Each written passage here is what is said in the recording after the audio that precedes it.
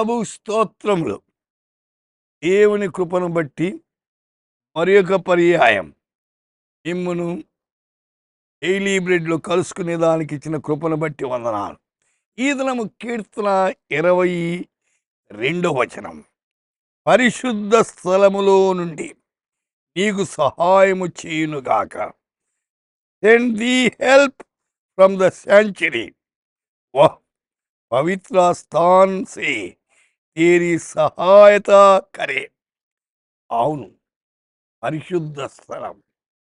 ప్రత్యక్ష గుడారములో 3 స్థలాలు ఉన్నాయి. ఆవరణము, పరిశుద్ధ స్థలము, అతి పరిశుద్ధ స్థలమని.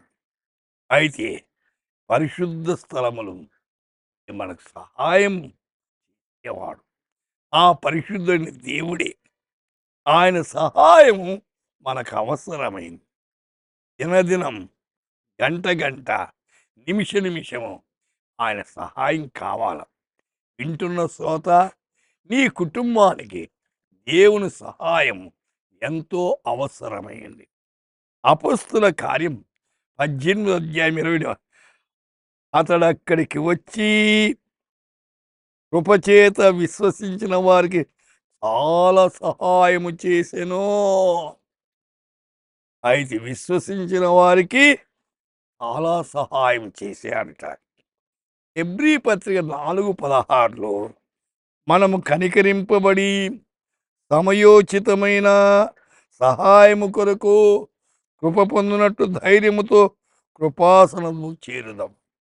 అయితే ఆయన సన్నిధికి రండి, ఆయన సన్నిధిలో మొరపెట్టండి, సహాయాన్ని పొందండి. మన దేవుడు సహాయం చేసేవాడు. అయితే ఆయన మీద ఆనుకుంటే ఆయన చెరగొట్టడు, ఆయన సహాయం చేస్తాడు. నేడే ఆయన మీదికి రండి, ఆయన దగ్గర సహాయాన్ని పొందండి. మీ కుటుంబమును ఆశీర్వాదకరంగా చేస్తాడు. ప్రార్థన చేసుకుందాం. పరిశుద్ధుడా, మీకు వందనాలు, స్తోత్రం.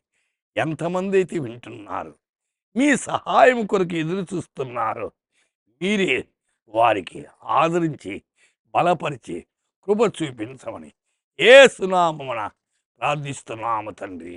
ఆమేన్.